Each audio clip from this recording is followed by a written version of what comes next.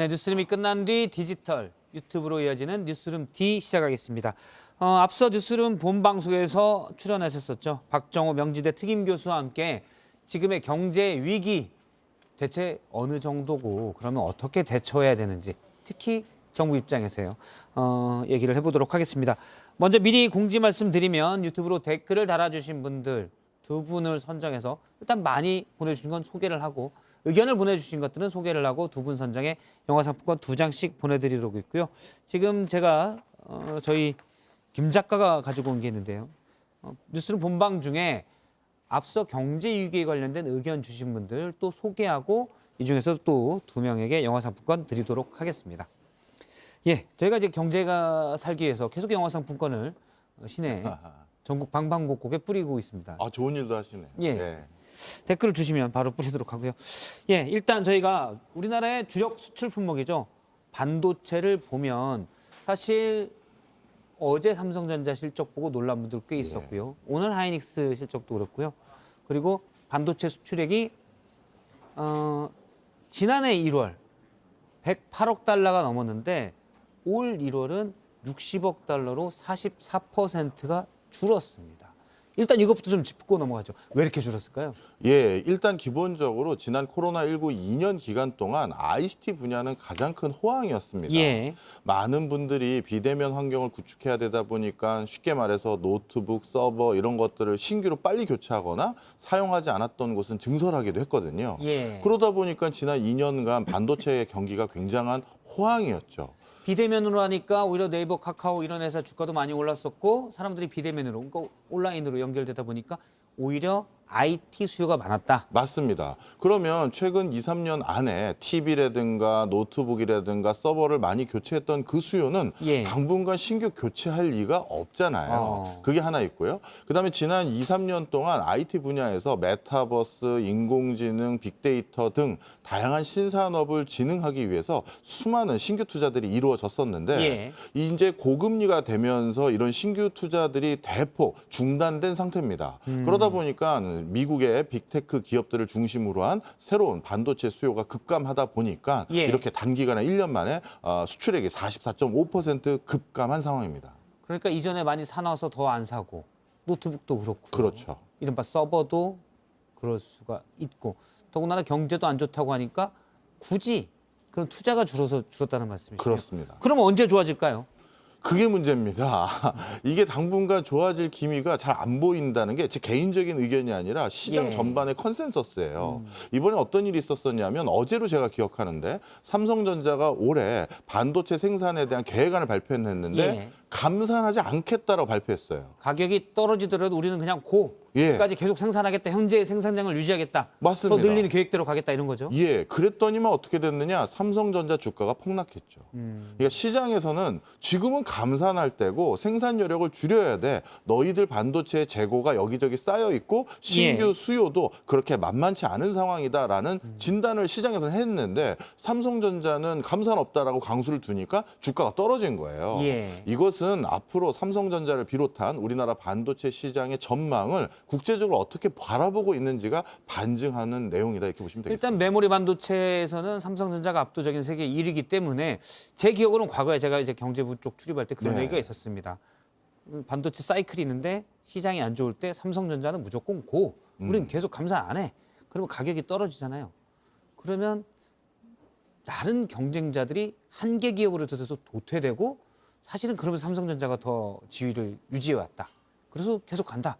힘들어지면 약한 놈부터 당한다. 난 제일 강하니까. 뭐 이런 논리도 있었거든요. 어떻게 보십니까? 예, 맞습니다. 그동안은 삼성전자가 지금의 반열에 오르는데 정확히 그 전략을 썼었어요. 예. 대표적으로 말씀드리면 1990년대 후반만 하더라도 메모리 반도체 시장에 참여하고 있는 글로벌 회사들이 20개 가까이 있었습니다. 그런데 2008년 글로벌 금융위기가 터지자마자 예. 메모리 반도체 분야가 20% 초과 공급 상태에 놓였거든요. 그러다 보니까 일본 업체, 대만 업체 등등 많은 회사들이 감산과 또는 사업부 매각 또는 아예 회사를 청산한 경우가 있거든요. 그리고 났더니 어떻게 됐느냐. 글로벌 금융위기 끝나고 나서 다시 반도체 경제가 도와지다 보니까 이제 경쟁자가 없는 무풍지대가 돼버린 거예요. 바로 그런 경영 전략으로 과감한 신규 투자, 규모의 경제 이런 걸 통해서 지금의 삼성전자가 이 반열에 올라왔는데 자 그런데 지금은 메모리 반도체 분야가 어떤 상황이냐 실질적으로 의미 있는 수준은 이제 전 세계 3개 회사 남았어요. 예. 삼성전자, 우리나라 SK 하이닉스 그리고 마이크론.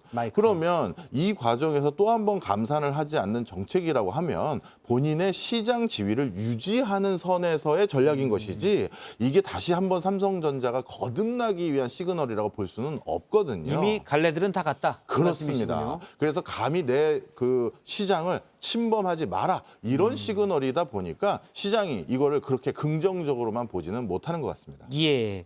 일단 앞서 IT 기업들이 미국에 뭐 구글, 아마존, 애플, 메타버스, 이제 메타죠, 네. 메타, 페이스북이요. 이런 회사들이 다 경기도 어렵고 그래서 투자도 안 하고 또 이미 해서 더 이상 안 한다. 예. 이렇게 얘기를 하셨는데 실제 제가 지금 우리 김 작가가 보내온 데이터를 보니까 아마존이 18,000명 감원에 들어갔고요. 예. 페이스북의 모회사 메타죠. 11,000명. 물론 테슬라는 이제 뭐 전기차 업체인데 네. 5,000명. 트위터도 3,700명. IBM도 3,000명 넘게 감원하겠다고 했습니다. 그러니까 경기가 안 좋은데 사실 이 회사들이 많이 사던 건 서버잖아요. 서버에 예. 들어가는 반도체들인데 사람도 자르는 마당에 서버 사겠냐 이렇게 이해하면 됩니까? 그렇습니다. 맞습니다. 그리고 이런 IT 회사들이 신규 투자로 예정됐던 부분들이 있었어요. 그런데 그런 것들로 전부 다 중단하거나 아예 사업을 접는 상태가 돼버리다 보니까 앞으로 시장의 반도체 전망 자체도 그렇게 긍정적이지 않은 상황이죠. 예. 일단 반도체는 그렇고 그러면 올해 전반적으로 계속 안 좋을 걸로 보시나요? 지금 올해는 상반기는 분명히 안 좋을 안 좋고. 것으로 보고요. 그나마 앞서서 우리가 본 방송에서도 잠깐 말씀을 드렸습니다만 하반기부터는 점점 세계 경제 성장률이 조금 연착륙하거나 아니면 상방으로 다시 재조정될 가능성이 더 높아지기 때문에 예. 미국이나 기타 지역에서 추가적인 경기 호재가 일어난다면 반도체 분야도 조금 다른 어떤 움직임이 있지 않겠느냐 이런 조심스러운 지적도 있습니다. 우리가 지금 반도체 얘기를 길게 했는데 그거는 이제 박 교수님 얘기를 들어보니까 어느 정도 이해가 쑥 되고요. 물론 하반기에 될지 안 될지는 봐야 되지만 네. 그건 뭐 그러니까 예. 전체 경기를 좀 보도록 하죠. 일단 IMF가 지금 이거 반도체 대표업체 실적이고요. 뒷면을 한번 보셨겠지만 이제 봐야죠. 많이 줄었어요. 삼성전자도 확 줄고 2,700억 원래 뭐 몇 조씩 이익 내서 네. 건데 지금 우리 사 AD님이 고치는 동안 예, 잠깐- 그럼 뭐 이 칠판 넘기는 동안 한 말씀 더 드리면 한 두 말씀 정도까지 여유가 있을 것 같아요. 지금 무역 수지가 얼마나 큰 적자 폭인지를 한 번 더 말씀을 드리고 싶은데요. 지금 1월 달 한 달치죠. 한 달치 적자 금액이 100억 달러가 넘어섰어요. 예. 무역 수지 적자가요. 근데 지난 1년 동안 우리나라의 전체 무역 수지 적자 규모가 얼마냐? 400억 달러 수준이에요.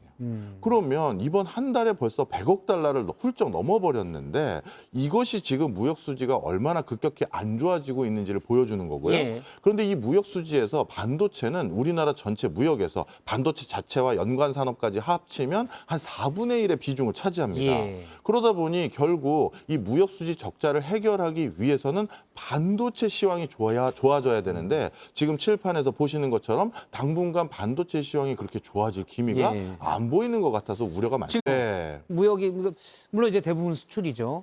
그러면 말씀하신 대로 무역 적자 1월에 100억 상당 부분은 반도체에서가 제대로 수출이 안 돼서 적자폭이 커졌다 이렇게 볼 수도 있는 거고. 예, 수출 부분에서는 그게 사실입니다. 수출 부분에서는 예. 근데 무역 적자 얘기 나와서 맺는데요. 제가 잘 모르는 걸 수도 있고요. 경제부를 떠난 지 오래돼서. 예. 근데 지난해 400억 달러, 올해 벌써 1월에만 100억 달러. 그런데 사실 국제 유가는 작년 말이 더 비쌌거든요. 그렇죠. 원자재 가격은. 그런데 반도체는 안 좋고. 그러면 올해 쭉쭉쭉 만약 적자가 나면 저 같은 사람들은 아주 아픈 기업들, IMF가 또 오는 거 아니냐. 여기는 그렇잖아요. 우리 외환부 얘기했지만 적자가 계속 누적되면 외환에서 돈이 나가게 되니까 달러가 부족하게 되죠. 그런 건 어떻습니까? 그런 뭐 금융위기 아니면 뭐 외환위기까지 아직 걱정은 안 해도 되지만 예. 충분한 적신호는 충분히 지금 보여지고 있는 상황입니다. 앞으로가 더더욱 우리 내수 경제 그리고 특히 우리 가게를 직접 꾸려가야 되는 개개인에게는 더욱더 아픈 일이 있는데요. 예. 바로 공공요금입니다. 지금도 많은 부담감을 가지고 계실 텐데 앞으로 공공요금이 어떻게 되냐면 1, 4분기는 지금 급등한 상태에서 추가적인 인상을 했을 경우 많은 예. 사람들이 힘들어할 것을 대비해서 국가가 1, 4분기는 난방비 같은 경우 추가적인 인상을 안 하기로 했어요. 하지만 4월에 올리죠. 예, 근데 4월부터 올 겨울까지 추가적으로 계속 인상이 예고되어 있는 상황이기 때문에 예. 아마 올 겨울 12월 달이나 아니면 내년 1월 달에 우리가 받아들 난방비 고지서는 지금보다 또 훌쩍 또 뛰어넘을 것 같아요. 그렇다면 내수 경제가 조금 살아주거나 아니면 소비가 좀 진작돼야 되는데 이렇게 각종 공공요금이 앞으로 추가적으로 더 인상된다라는 것은 우리나라 경제 성장률 충분히 끌어올릴 수 있는 모멘텀을 어디서 찾아야 되느냐 참 머리가 아프네요. 예. 예. 그 원자재 가격이 오르니 가스비나 전기료도 계속 올라야 되고 서민 부담은 되지만 그렇다고 계속 묶어둘 수도 없는 노릇이고. 네. 그런데 경기도 안 좋아서 일자리도 줄어들 거고. 경제는 언제 좋아집니까?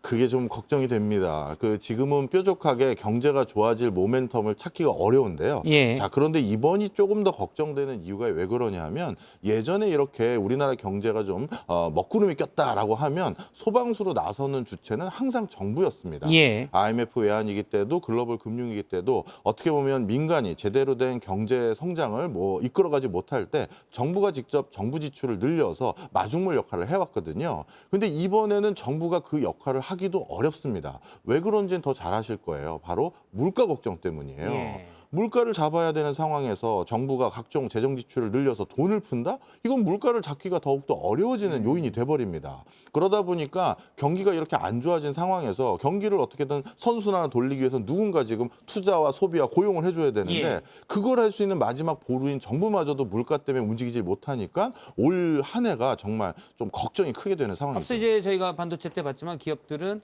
안 좋겠구나. 그래서 이미 투자를 줄이고 있습니다. 해외 IT 기업들이. 네. 덕분에 그 파급 효과로 우리나라 반도체 기업들이 물건을 잘 못 팔게 되고 네. 그래서 실적이 안 좋아지고. 예. 그러면 실적이 안 좋아지는 우리나라 주력 제조업들이 안 좋아지면 역시 우리 주력 제조업도 투자를 줄이게 되고. 그렇죠. 그거는 종업원과 또 인근 지역 주민들 다 영향을 주는 거 아니에요? 그렇습니다. 사실 그러면 그때 할 수 있는 게 정부가 적극 재정을 투입하는데 그것도 어렵다는 거죠. 맞습니다. 그러다 보니까 하반기 경기가 뭔가 다른 변곡점을 가지려면 예. 상반기에 정부 입장에선 확실히 물가가 잡혔다라는 통계적 근거를 가지고 있어야지만 그걸 바탕으로 하반기에 경기 부양에 적극 나설 수가 있는 거예요. 네. 예, 일단 집값은 하락세지만 원자재 가격 등 여전히 오르는 건 많고요. 이 부분을 여쭤보겠습니다. 아까도 본방송에서 잠깐 얘기를 했지만 이렇게 재정을 투입을 해야 되는데 물론 물가 걱정 때문에 안 할 수도 있지만 네. 돈이 없어서 못 할 수도 있거든요. 네. 그리고 지금 윤석열 정부 들어온 다음에 가장 강조를 많이 하는 게 정부의 재정 건전성이에요. 예. 그러니까 국채를 너무 발행해서 그 빚으로 투자를 하기보다는 더 이상 정부의 국가부채, GDP 대비 국가부채 비율을 좀 낮추면서 유지하면서 간다. 이런 얘기를 많이 했잖아요. 예, 이것도 사실 또 딜레마입니다. 좀 전에 우리가 얘기했던 반도체 부분과 맥락을 같이 해서 설명을 예. 드려보면요. 이번 정부에서 반도체 산업을 더욱더 진흥하기 위해서 선택했던 기조 중에 하나가 세액공제예요.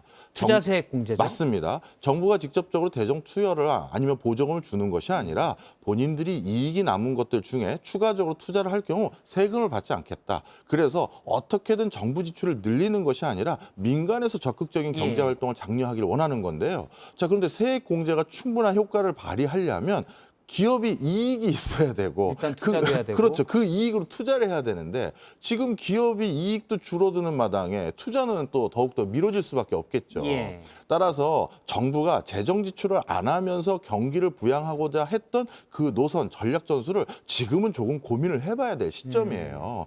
그래서 어떻게 보면 하반기에 경기가 더더욱 안 좋아진다라는 우려가 생길 경우에는 지금 당초 계획들은 있으셨겠지만 그 계획을 수정해서 안 되겠다. 우리가 불 끌어 나서야겠다라는 논의도 아마 좀 검토를 하셔야 될 것 같습니다. 구체적으로 불 끌어간다는 건 뭔가요? 이제 불 끌어가려면 먼 미래를 본 SOC 투자라든가 인프라 조성을 정부가 미리 해주는 거예요.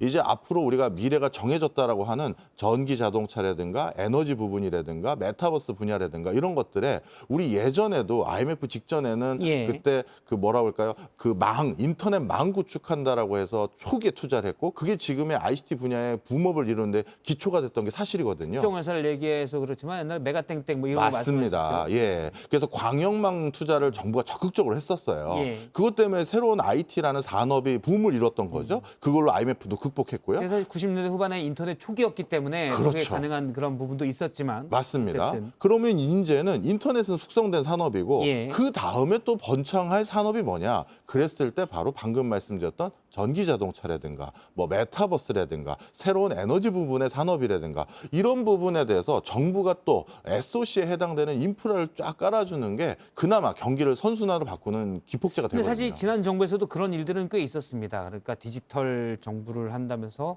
사실은 사람도 많이 고용해서 어떤 전산으로 데이터를 입력하는 걸로 해서 그쪽에 정부 지출이 들어가면서 경제가 도는 효과도 있고, 근데 그런 게 이른바 투자 승수라고 하죠. 그런 효과가 났더라. 말씀하신 대로 큰 정말 간선망을 까는 그런 건 뭐 어떨지 모르겠지만 네. 현재 와서 그냥 그런 부분들이 정부가 재정 지출을 통해서 그런 것들만 일부 이제 임금을 주는 형태로 이루어지는 것들은 좀 투자 승수가 낮더라 이런 지적도 있었거든요. 그건 뭐 사실입니다. 단순히 고용을 유발하기 위해서 어떻게 보면 데이터베이스를 구축한다, 디지털화한다라는 사업. 물론 그것도 의미는 있지만요. 지금은 우리나라는 특히 어쩔 수 없이 앵커 기업을 중심으로 1차 벤더, 2차 벤더가 움직이는 그런 산업 구조를 가진 게 사실입니다. 예를 들어 삼성전자, 현대자동차 이런 회사들 말이죠. 맞습니다. 그럼 그런 회사들이 조금 더 활기를 필 수 있는 여러 터전을 제공해 줬었을 때 예. 거기에 여러 하청업체와 또 고용과 여러 가지 새로운 산업이 생기거든요. 그래서 이번에는 그런 큰 어떻게 보면 투자를 할 수 있는 기업들에게 조금 더 숨통을 틔워주고 미래에 대한 불투명성을 제거해주는 그 전략도 고용과 함께 같이 투자를 할 필요가 있어요. 예. 잠시 저희가 칠판이 바뀌었는데요. 네. IMF가 본 어제 발표한 자료입니다. 세계 경제 성장률 전망치입니다. 올해.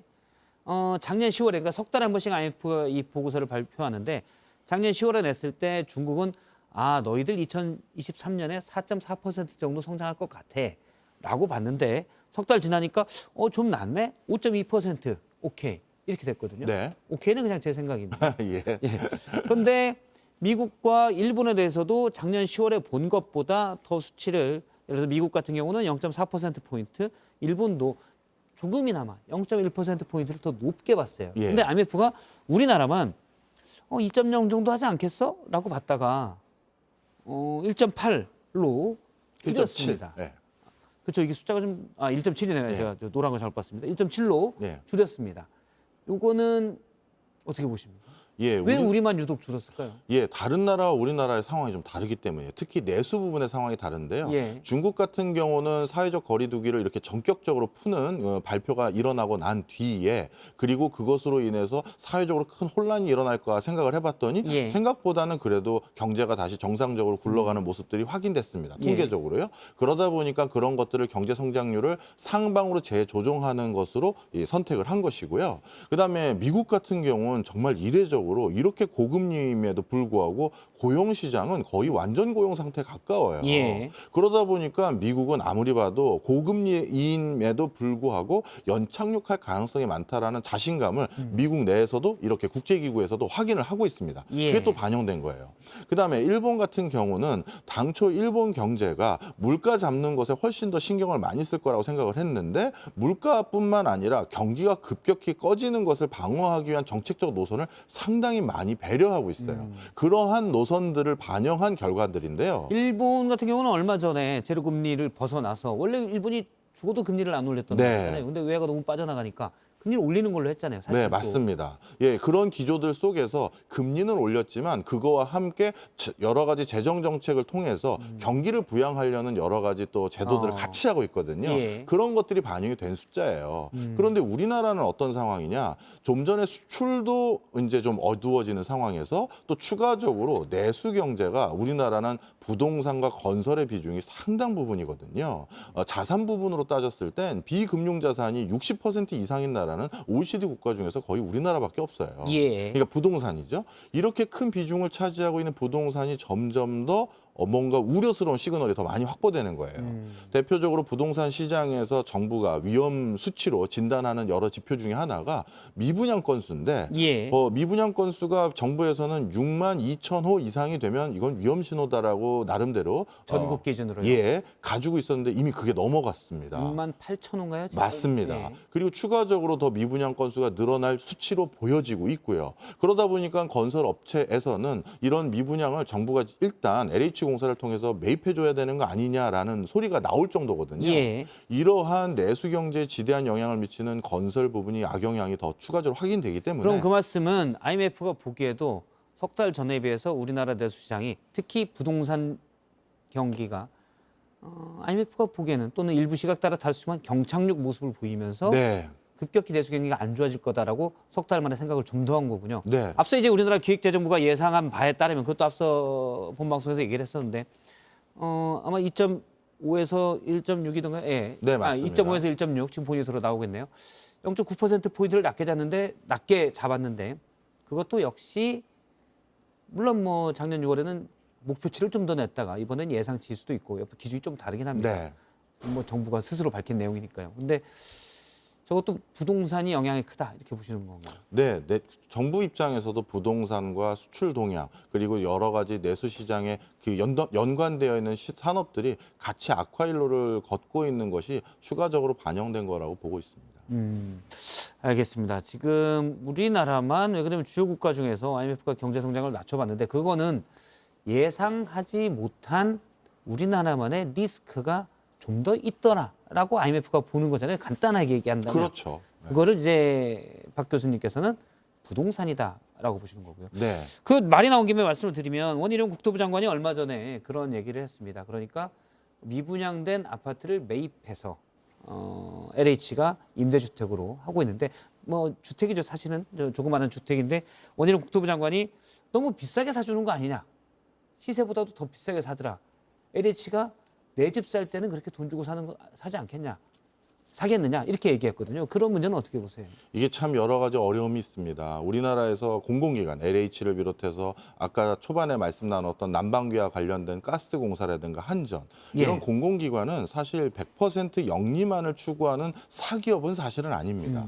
그러다 보니까 가스공사가 작년에 9조 원의 적자, 올해 5조 원의 추가적인 적자가 예상되고요. 상반기만 하더라도 그리고 한전도 마찬가지고 LH공사도 시중 시세에 비해서 그 고가로 오히려 집을 매입한다는 건 내부적으로 재무적으로는 적자일 수 있는 요인이 되는 예. 거잖아요. 이런 것은 상대적으로 말하면 민간 시장을 부양하기 위해서 본인 스스로 감내하는 공기업의 특수성도 있는 거예요. 근데 예를 들어서 가스공사나 한국전력 같은 경우는 전방위적으로 그렇게 되잖아요. 물론 뭐 산업용전력비도 마찬가지로 모든 제조업체들이 다 그 영향을 받을 수가 있고, 근데 LH가 특정 건설업체가 지은 것들을 원가를 약간 그러니까 시세보다 좀 더 비싸게 또는 뭐 사실은 어떻게 보면 대규모로 네. 매입하는 건데 시세랑 비슷하게 산다고 해도 요즘 같은 시장에서 그거는 특정 업체를 사실상 도와주게 되는 거 아닌가.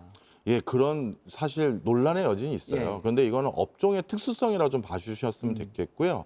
예를 들어서 건설과 부동산 시장을 다시 부양하기 위해서는 예. 많은 부동산 시장을 바라보는 사람들이 그래도 지금 집을 사도 되겠구나, 아니면 지금 다시 뭔가 집을 지어도 되겠구나라는 안정감을 줘야 됩니다. 그런 안정감을 주기 위해서는 지금 시장이 더 빠질 거야, 아파트 가격은 더 폭락할 거야라는 그런 우려를 불식시켜줘야 되거든요. 그러다 보니까 어쩔 수 없이 마치 특정 건설회사에게 편익을 주는 것처럼 보일 수는 있지만 예. 부동산 시장의 전반적인 안정을 도모한다는 차원에서는 불가피한 면으로 검토해 볼 필요가 있어요. 그런 주장도 있을 수가 있다라는 네. 말씀이시죠.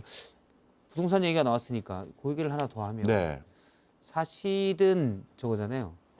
집값이 이제 경착륙, 연착륙 얘기가 많이 예. 있지만 일부에서 우리나라가 2,500만 가구 정도 됐는데 사실 50%는 집이 있고 50%는 집이 없거든요. 예. 그러니까 자기 주택이고 자가가 아니고 네. 반반 정도가 됩니다. 대부분.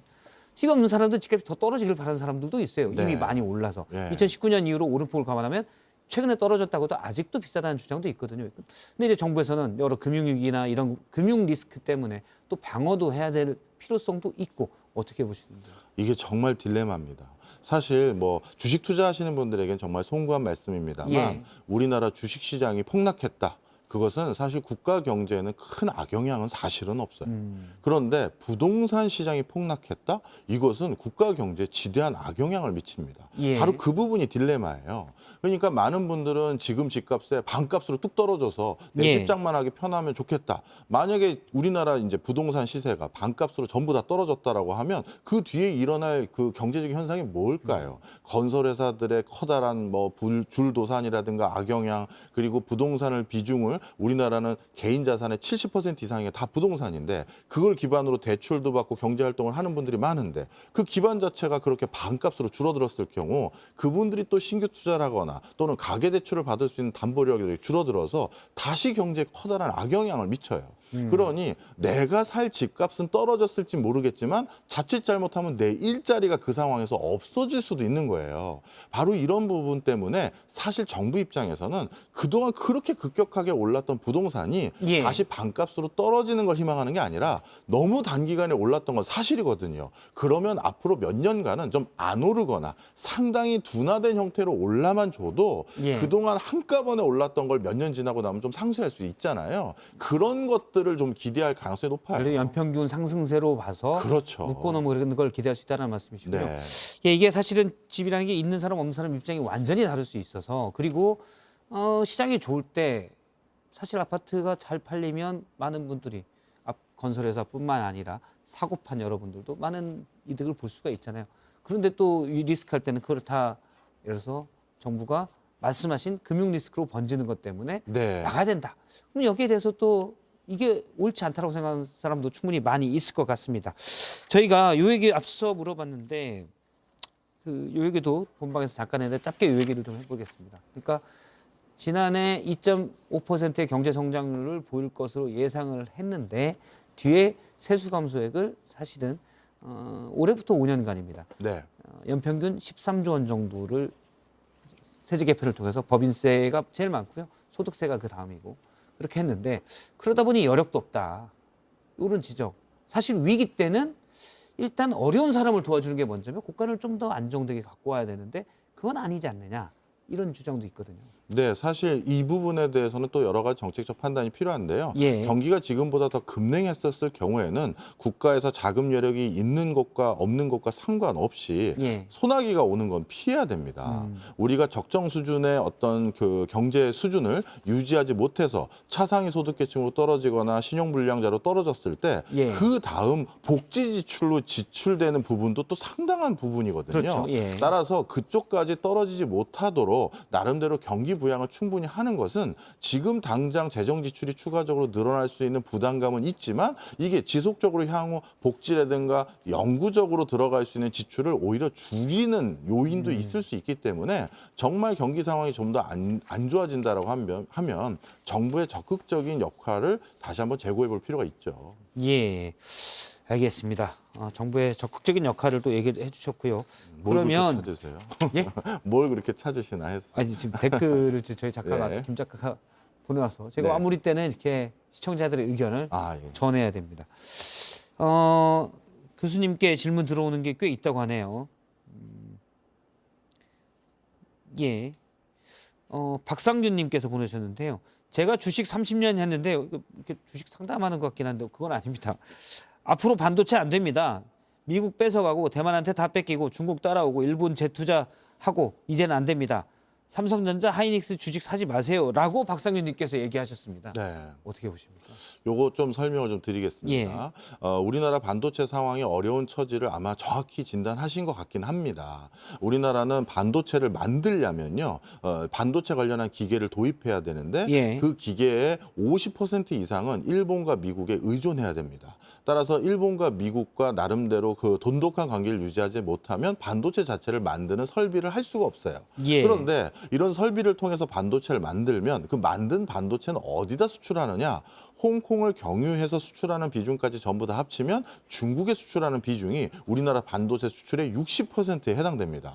그러면 판매를 생각하면 또 중국하고의 관계가 돈독해야 되거든요. 그런데 요즘 미중 간의 갈등 속에서 중국과 반도체 밸류체인을 구축하지 말아라는 그 미국 중심의 컨센서스가 형성이 되고 있거든요. 예. 이런 상황에 경제안보 처한 공동체. 그런 상황을 지금 아마 얘기하신 것 같아요. 그런데 조금만 더 자신감 있는 시각으로 한 번만 더 바라봐 주신다면 이런 통계도 가능합니다. 예를 들어서 중국이 전 세계에서 생산된 반도체의 50%를 소비하고 있고 그런데 그 50%라는 어마어마한 반도체를 소비하는데 대한민국이 아니면 중국은 그 반도체를 어디서 수급받을 수 있을까요? 대만입니다. 예. 그런데 대만과 중국과의 관계는 우리나라와 중국과의 관계보다 훨씬 더 냉각기예요. 따라서 중국 입장에서도 산업의 쌀이라고 하는 반도체가 반드시 한국을 통해서 수급을 받아야 될 상황입니다. 중국 내부에서도 요즘 반도체 많이 생산한다는데요. 이럴 수도 있는데 그것도 좀 자세히 들여다보시면 전 세계에서 생산되는 반도체의 15% 정도가 중국산 반도체인데 예. 그 15% 중에서 9%는 중국 내에 있는 삼성전자 공장과 SK 하이닉스 공장에서 생산하는 거예요. 하이닉스 공장도 있죠. 그렇죠. 그러다 보니까 실질적으로 그 15% 중에서 상당 부분이 또 우리나라 기업이 생산에 관여하고 있는 것입니다. 예. 따라서 중국이라는 국가도 반도체 수급에 대해선 한동안 한국의 절대적인 의존과 어떻게 보면 뭐랄까요? 밸류체인에 영향을 받을 수밖에 없는 구조예요. 따라서 우리나라 반도체 산업이 나름대로 점점 어떤 취약한 구조를 가지는 부분도 있지만 그간 쌓아온 업력 덕분에 그래도 뭔가 의존적인 한국의 반도체 산업의 의존적인 구조가 아직 남아있다라는 것도 좀 기대해 주셨으면 좋겠습니다. 알겠습니다. 또 하나의 질문이 있는데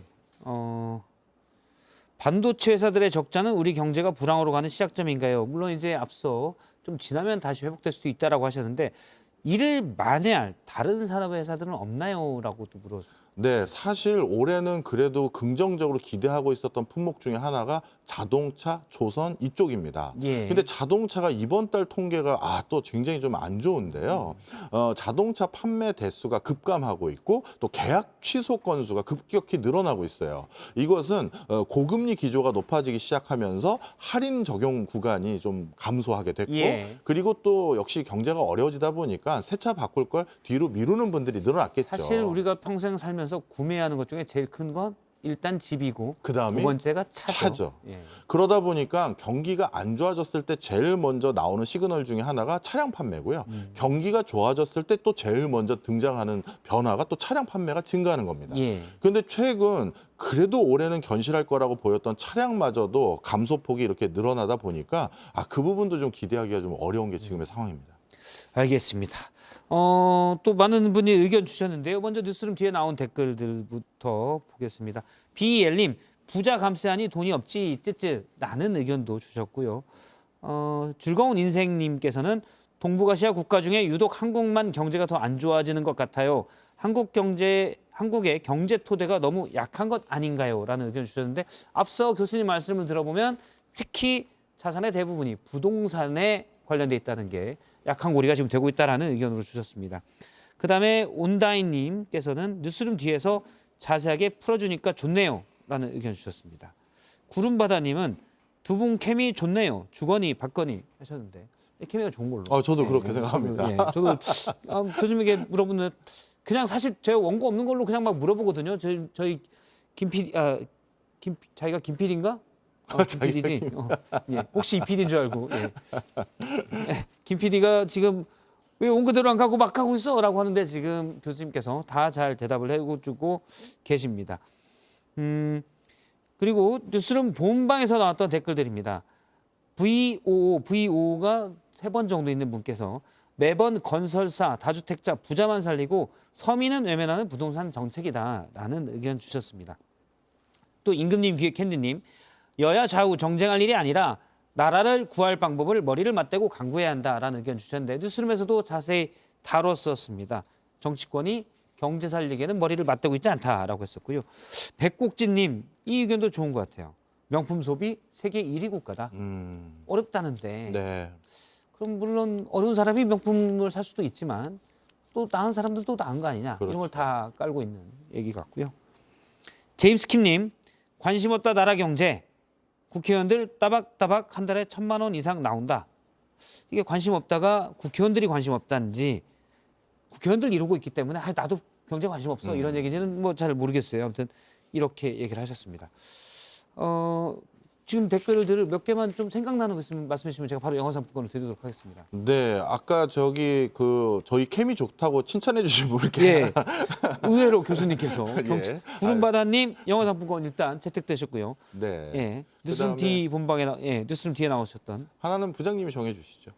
아니 4명이에요. 아, 4명이 네, 나요. 맞습니다. 제일 많이 나옵니다. 그다음에 그래도 얼마나 답답했으면 관심 없다라고 푸념하셨던 예. 분 있죠? 그분에게도 속상한 거 좀 벗어 버리시라고 하나 주시죠. 예. 예, 저희가 관심 없는 분들에게는 관심을 불러일으키기 위해서 종종 영화 상품권을 드립니다. 제임스 킴님, 자 뉴스룸 본방에서 의견을 주셨던 제이스 킴님, 그리고 제가 하나 또 하면 백곡진님, 명품 소비 세계 1위 백곡진님 두 분에게 일단 영화 상품권 드리고요. 또 저희 뉴스룸 D 이 유튜브에서 의견 주신 분들, 구름바다님 두 분 케미 좋네요 했던 분 박 교수님께서 뽑아주셨고요.